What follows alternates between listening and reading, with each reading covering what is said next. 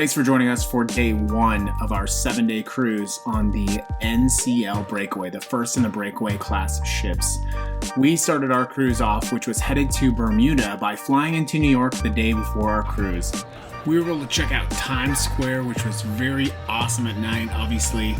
I think there's kind of a misconception about New York that it's unsafe, but we felt very safe the entire time. The next morning, we were able to actually go out around the hotel and grab a cup of coffee. It's a very nice walk around the hotel, but we also went back to Times Square because Times Square at night and Times Square at the daytime are very, very different.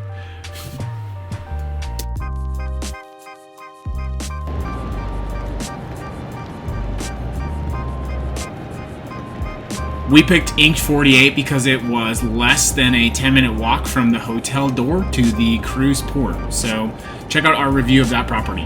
Okay, so we just got on board the Breakaway, and our first Breakaway class ship was the Bliss, and I can tell you that already the experience between the Bliss and the Breakaway is very different. The Bliss is a much newer ship.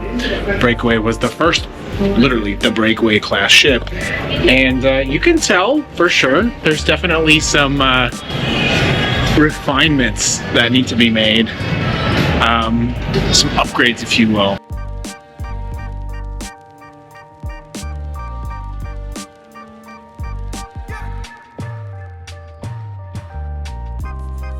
So one of the great things about sailing the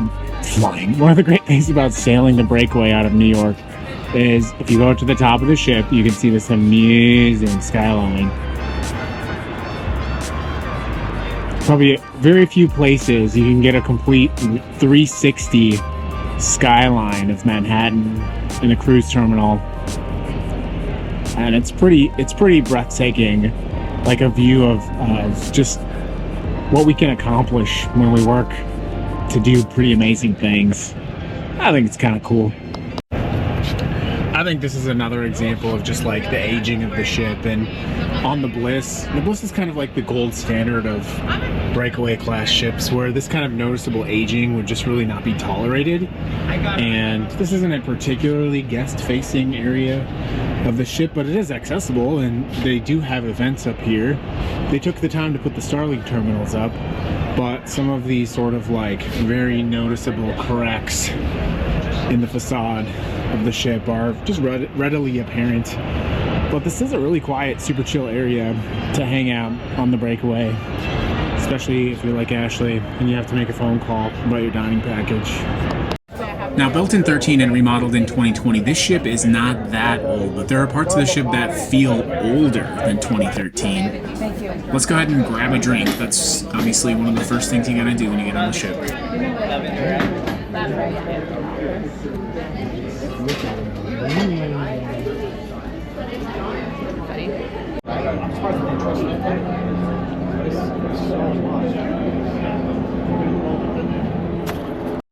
Now, one of the things that you really should do when you get on the ship is book your specialty dining, but we had a pretty significant issue with our included specialty dining, so unfortunately Ashley had to spend a nice chunk of her first day on the phone with customer service just trying to get sorted out.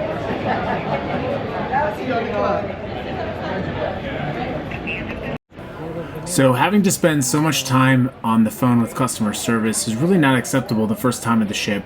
NCL really needs to empower its employees to make solutions right away.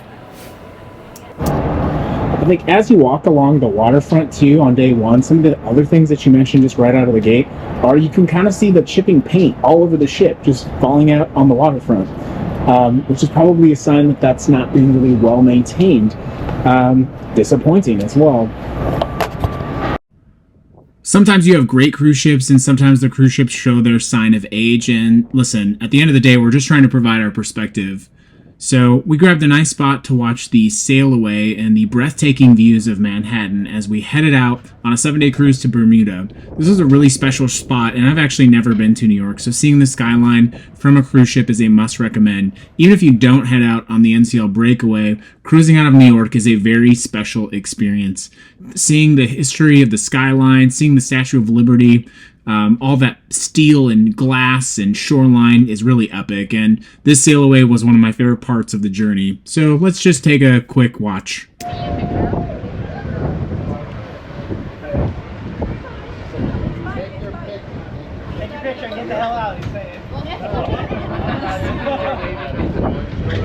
On the first day of a cruise, it's a great idea just to kind of walk the ship and get oriented. So we started by checking out Oceans, which on some other ships is more commonly the local, and then just oriented ourselves around the decks 6, 7, and 8, which are sort of the main activity hubs and spaces in the area. And the thing about Norwegian and the Breakaway class ships is they are really beautifully designed. They have common themes like an atrium and this beautiful chandelier that you see here, and they have a warmth about them that I haven't really found to match on other cruise ships. And even though there are a ton of sort of housekeeping items that we'll point out as we go, overall the ship is very clean, and there is sort of a very Norwegian-esque feel. Yeah, Prime Meridian, they have that Bermuda.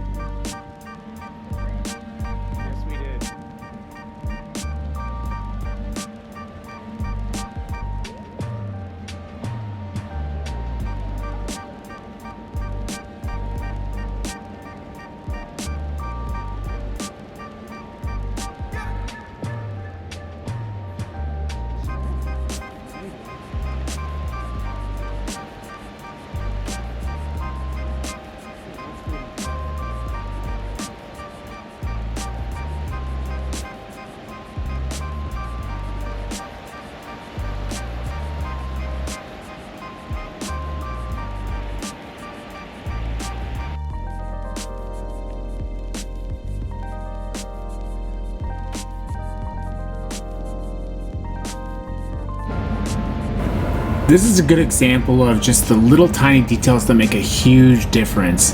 This porthole here on the NCL Breakaway is a really fun experience, but it's dirty, and the glass and all of those sorts of things have clearly not been cleaned in a few days, and that makes the experience much less magical than it could be. And I really wish the Breakaway team had done a little bit better in this area.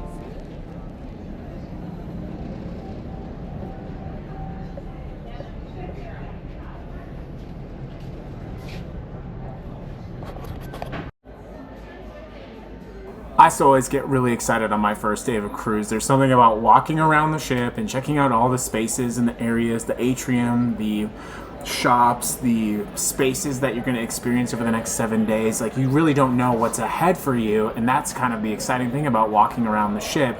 But since we're kind of waiting for our room to be ready, we'll grab a few drinks, check out the ship, start to plan, book our reservations for the rest of the cruise, and then in a little bit we'll go check out our stateroom.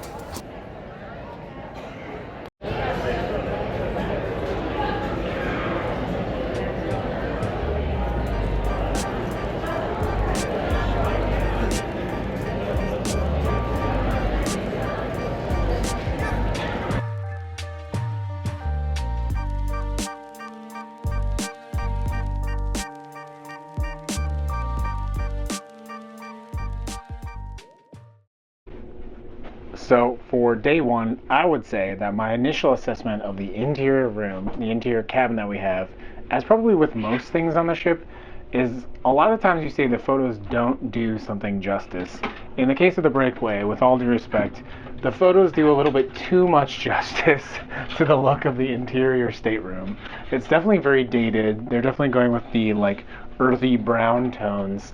And I have to say that the website photos and even photos from other video review sites definitely overhype the modern feel of the interior cabin stateroom, but it was relatively clean. There were some touch-ups that we had to do with cleaning the countertops and all of that sort of stuff. But in terms of an interior stateroom, it's not horrible. It does have enough space for 2 people, and it was right where we like to be, which is by deck 6, 7, and 8. So if you're going to pick an interior stateroom on the Breakaway, it's not bad, but it's also not great. I think this is a kind of good example of the stuff that happens on a ship once you get to a place where the maintenance just kind of goes away and things like handles and doorknobs and buttons just get dirty and gross. And I mean that definitely happens on an old ship, but it doesn't have to happen on an old ship. The Bliss is a really good example. Have to happen. Okay, so it is about 6 o'clock. In fact, it is 5:58, and we've had an interesting start to the cruise. A great night in New York, kind of a rocky mixed start to the Breakaway as we headed out of New York with a beautiful sailing, passing the Statue of Liberty and the skyline, and then underneath the bridge, which we accidentally missed. So now we're going to see what the first night of the Breakaway heading to Bermuda is. So let's go check it out.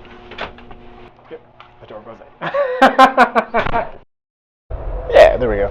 So as we were headed out for our night out, we actually noticed that the Spiegel tent room was completely empty, and part of the ship's being used for a separate event, which is something I've noticed a lot with Norwegian Cruise lately, is that they've taken exclusive spaces that normally guests have access to, and they block them with exclusive events.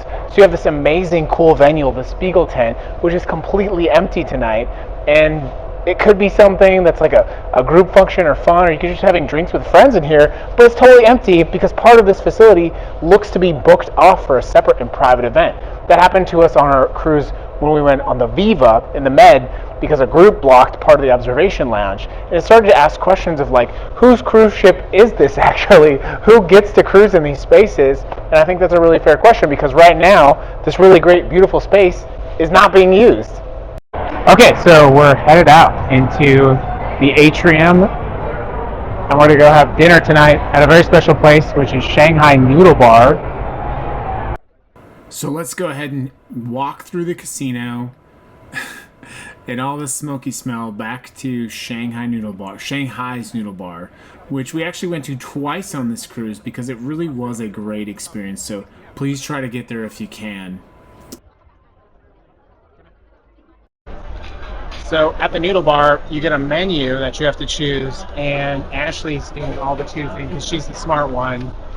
But you actually can pick one of each of these things if you want, but that looks like honestly way too much food, and it's starting to fill up. There's actually a whole group of people behind us that are preparing all of these items. We're going to be respectful and not film them. But For sure.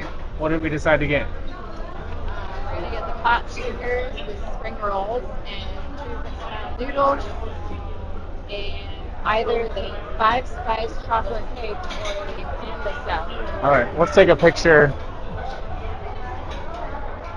and that we'll put right there, right over Ashley's face.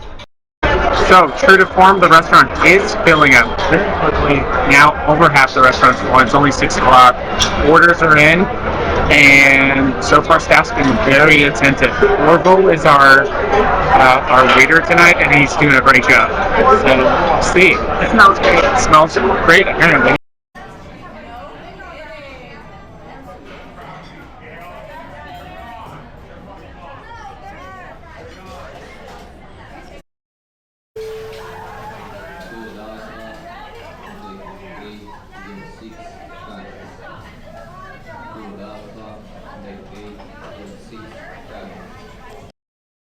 So from a dining quality perspective, Shanghai's Noodle House was probably a 7 out of 10 or a 4 out of 5, depending on how you want to say that. We ended up meeting a nice fellow cruiser, and we had a really good time, so we didn't film the entire meal, but service was great. Our attendant was really, really good. The person who helped us out did a great job. The only thing I would say that's starting to become a theme on the Breakaway is drink time. Ashley actually had to go to the bar to get a couple of drinks, and when she got her drink, she noticed that she had already come with our drinks. So Drink waiting time is a problem on the Breakaway. We were halfway through the meal by the time that we actually got our drinks, which is not what you would expect from a cruise in this category. Okay, so I don't know if it was because it was a beer at a martini place, probably, but less than 30 seconds. So things are on the up and up for drink timing on the Breakaway. Everywhere we've used the cruise card, you have to take it out of the sleeve. Yes, the technology on the Breakaway is older. You have to swipe the card. This is a very millennial problem we're having. There's no tap. But yeah, no tap. So there are people that go on cruises just to go shopping, and Ashley is one of those people. So one of our first night's activities is to go shopping at the stores. The Tradewind shopping area, I think it's called. Oh, and we just missed the raffle. I think we did just miss it. What a shame. And no cruise would be complete without Ashley participating in a raffle. Every day. But I got a ticket too, so good luck. See you back in.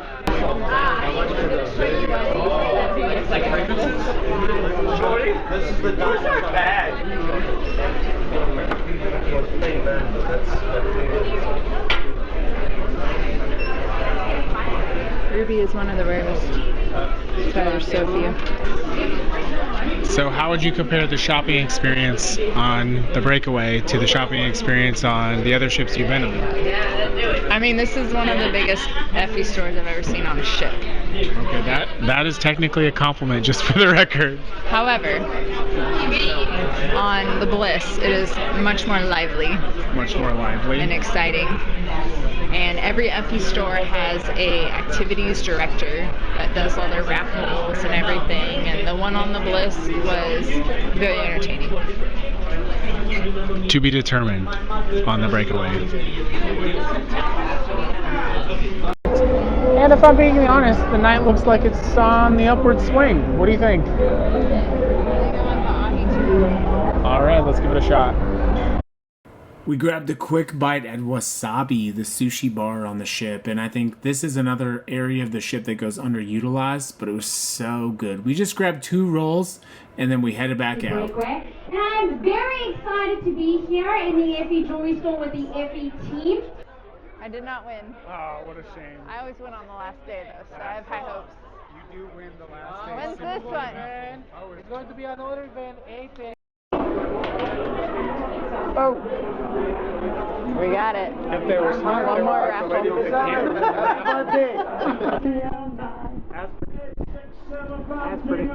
As predicted, Shakers is popping. However, you do not get instrumentals outside, you only get vocals.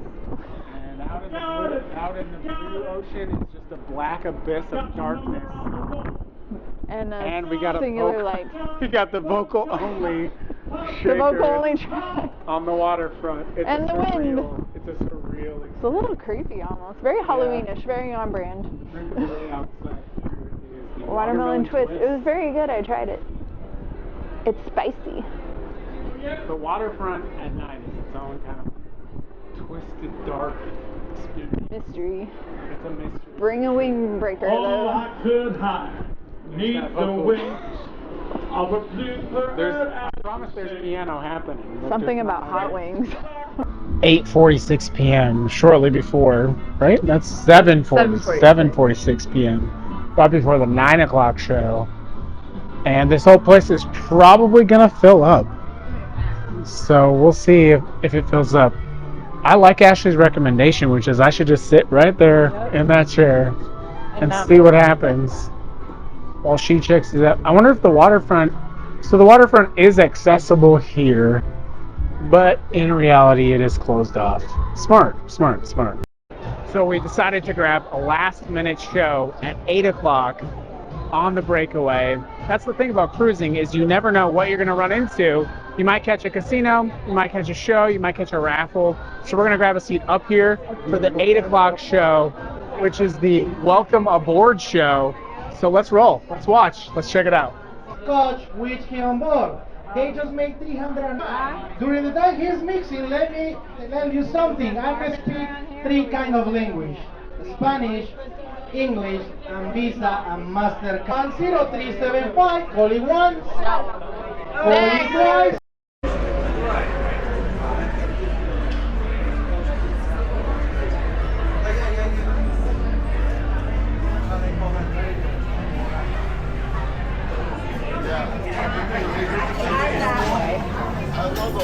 Hey, it's closed now. It's almost 10 o'clock, almost 11 o'clock.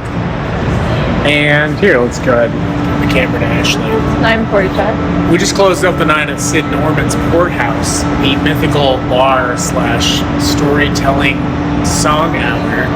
And I think I experienced what a lot of people sort of complain about Norwegian, which is like this constant cross-selling. Because even during the show at Sid Norman's Porthouse, they were cross-selling you to other bars and other things to do in the ship. And it's like, I just want to have a drink and watch the show. And I think it's unnecessary, because if a service is really good and premium, it's supposed to be its own best sell. So to go to St. Norman's and be sort of cross-sold to other bars on the ship seems kind of tacky to me. It seems like Norwegian could do a lot better than that. But overall, I would say we definitely ended the night on a high note. We're going to try to end the night out at O'Sheehan's, having some pretzel bites and see if we could really top it off. But compared to the Bliss and compared to the Viva, this is definitely the third best ship that we've been on so far. And we're hoping the rest of the sailing kind of continues to pick up. We're pretty optimistic. And the day started out rocky, ended out on a high note. We'll see where it goes for the rest of the ship.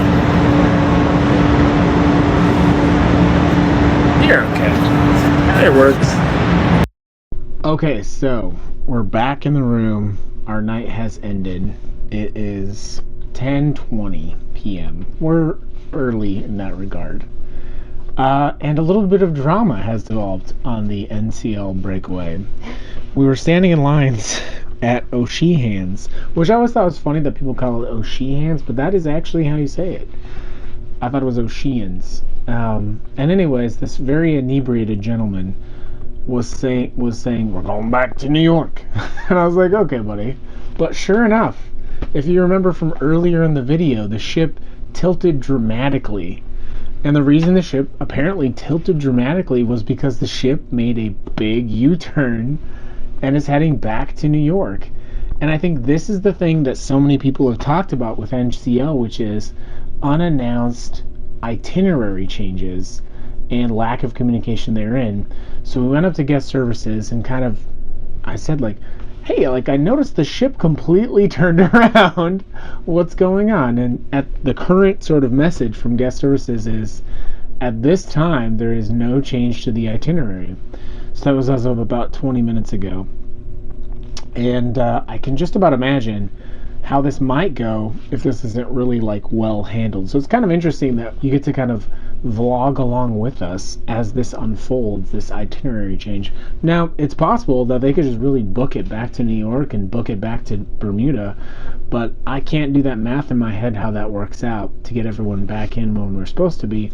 But you never know. This could be a really good story of really great customer service and handling a very serious situation, of which we really know nothing about other than rumors that are sort of floating around the ship. But there's really not much that we can do about it right now, except, you know, go to bed, wake up in the morning, and find out what's going on. But as of right now, the line from guest services is, there is no expected change to the itinerary. I was going to film, but I think that's kind of disrespectful. They don't deserve that. It's ultimately not their decision. But if you follow along with what's happened with Norwegian in the last year specifically, there have been a lot of these sort of very impactful itinerary and port changes, and we've never really encountered that on any of our ships. We've had some very minor time changes that I noticed when it comes to the itinerary, but if you go into some of the threads, you will see that sometimes entire ports are changed, days are changed, significant impacts. And, you know, I'll leave it up to you to decide what is the significant impact. But how interesting that you get to follow along with us as we figure out what's happening with this ship and where it's going on this Bermuda cruise. Oh no, so just when things started to get interesting and we thought we were going to settle down to the night, we had a pretty nasty situation in the hotel room.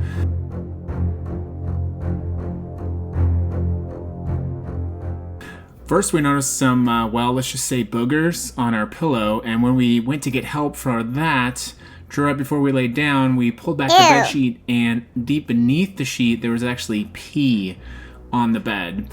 And we had to escalate this all the way up to the senior housekeeping person on staff.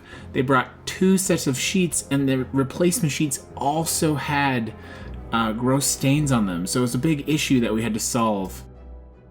So, what to do about this major setback to the first day? Is the crew of the Breakaway going to help resolve this issue, or is the trip on the Breakaway already broken? Obviously, coming back to your stateroom and finding pee on your bed is a big deal, but is it emblematic of larger conditions on the ship? Has the Breakaway broken its tradition from Norwegian and its rival ship, the Bliss, which is spotless across? We picked Norwegian specifically because of our unrivaled experience with the cruise line and its hospitality, but things are starting to look, well, more like an old hospital. Stay tuned for day 2 and find out how it goes.